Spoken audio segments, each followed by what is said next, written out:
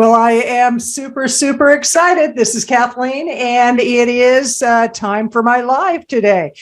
Today, I'm going to talk about something that I didn't really think I'd be talking about, but I had a situation yesterday that occurred where I realized that something I had been working towards just wasn't going to work out the way that I had hoped. It's something I've been working on for a while. It looked like everything was in my favor. It was a big deal, and I'm talking a big deal. It was going to change the trajectory of a few things that I'm doing, and in the 11th hour, it got taken away. And needless to say, I was disappointed. And yet it's so interesting because my first thought was, I wonder what God has in mind for me. I wonder what God has planned for me and what I should be doing. And you can use the word God interchangeably with universe, source, higher power, whatever works for you. But it really was me just realizing that maybe it wasn't in my best interest for this thing to occur. And so I really noticed that, and that doesn't mean I didn't feel disappointment. I don't want you to get me wrong and assume that when something really frustrating happens, that it doesn't impact me, because it did. It was like I was actually very disappointed. I felt blindsided a little bit. I wondered, what could I have done differently? And yet it didn't change the outcome. However, how I responded to the situation said a lot about my level of acceptance and what's going to happen in the future. Now, I can't say that I've always been that way. I actually, shortly after this situation happened, I went on to a clubhouse, and it was around fear, frustration, disappointment, things of that nature. And a woman, her name is Diamond Diva, and she's pretty amazing. And she always starts with, "This is Diamond." And I have to say, I really like her energy. When I first heard her, I thought, she's a little off the charts. And then I started listening to her story.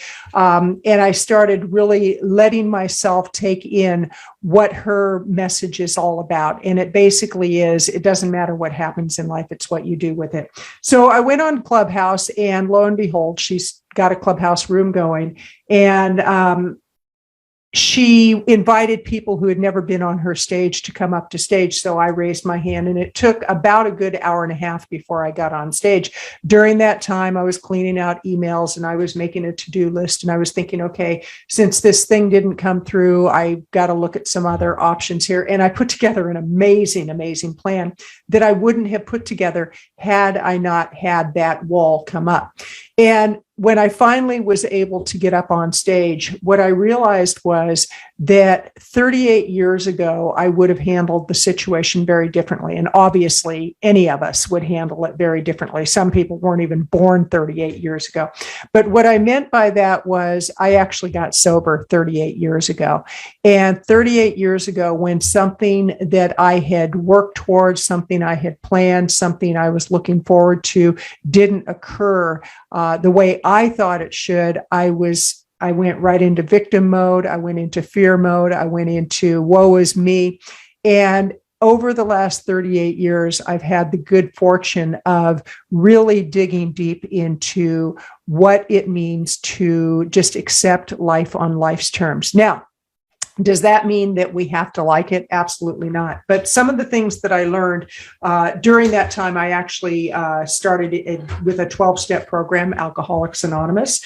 And during my share yesterday on her stage, it came to me that somebody needed to hear the message I was going to share. And the message I was going to share is, if there's somebody out there that's newly sober, if there's somebody that's been a few days sober and you're thinking of taking that drink, don't, because a drink will not fix whatever it is. It'll only make it worse. It could be food. It could be gambling. It could be sex. It could be shopping. It could be alcohol, whatever our addictions are. And most everybody has an addiction to something. And what we tend to do, rather than feeling our feelings, we tend to stuff whatever it is with food, with money, with shopping, with whatever. And that's why Amazon is so successful. That's why shopping sites are so successful, because it plays into people's need for that endorphin fix, that release of energy that just gives you that momentary buzz, and it gives you that momentary stuffing of feelings. But a few things that I heard early on when I went into 12-step programs: God's delays are not God's denials. I'm straightening out my necklace here, but God's delays are not God's denials. I also heard that from Tony Robbins when I went through his training program. Probably, I'm going to say it was about 35 years ago that I went through the first unlimited power weekend that I actually invested in. It was a $600 investment back at that time. And so I have no idea what that would be today. It'd definitely be well over $1,500. But, 35 years ago, $600, that was a boatload of money to me at the time.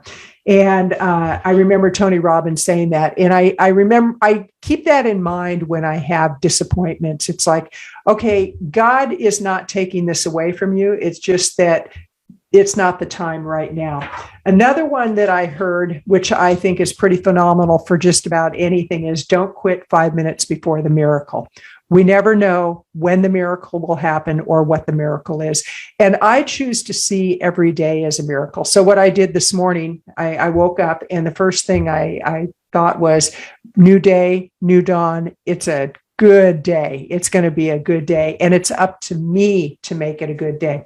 And so I actually went on a really nice run and had a great time. But don't quit 5 minutes before the miracle. That was another one.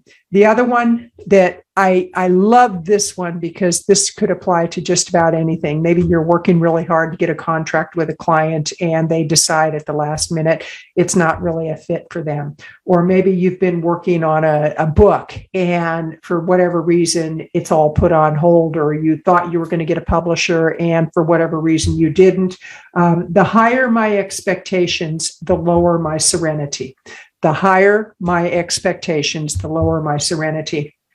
So what I decided to do today, since it was my mother-in-law's 87th birthday, I took her out to lunch with Karen, and we had a great time.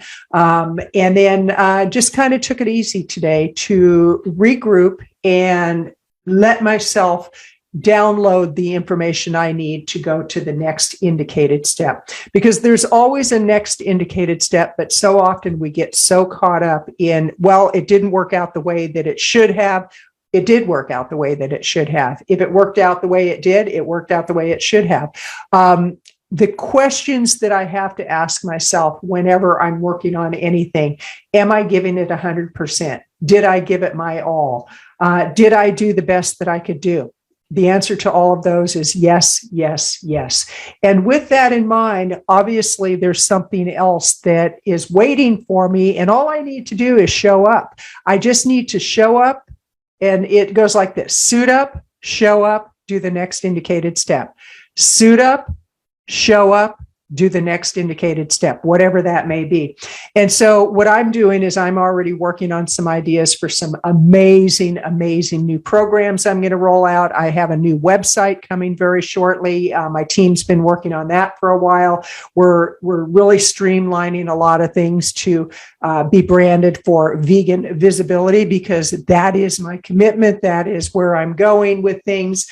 I'm going to be partnering with a book publisher who is a vegan book publisher, and I am the vegan marketing end, and really focusing on raising awareness and information and knowledge around what it means to be vegan, why right now is a great time to become a vegan, and it's about less harm to the animals. But the bottom line is life is filled with disappointment. Life is filled with frustrations, especially now. And it was so interesting because I posted the video, the short 1-minute video of me doing my run, and I had a 2-mile run, and I'm going to talk about doing disappointment on a Facebook Live. And I had somebody who came and posted a really snide remark that I don't know this person, he doesn't know me, and he criticized my running. And I'm like, why? And we have things like that going on. There are people that they make it their whole purpose to criticize others, to belittle others, to bring negative energy. And the best thing you can do is just ignore them. You don't need to pay attention to them. My name is Kathleen Gage. My website is veganvisibility.com. That's veganvisibility.com. I encourage you, if you're disappointed, reach out to friends. That's what I did. I reached out to a few of my friends and they knew what was in the works, and I just said it didn't work out. Every single one of them gave me such love and support. And you can have a circle of influence, a circle of friends who will be there to lift you up when you need to be lifted up. And they'll also be there to pull your covers when you need to have your covers pulled. This is Kathleen Gage wishing you a great day and saying, don't let the frustration get you down. Just really know in your heart of hearts that whatever is going on, if you're taking on a detour, there's something down that road that maybe you need to address, maybe you need to embrace, maybe you need to accept, or maybe you need to let go of. Have a great day.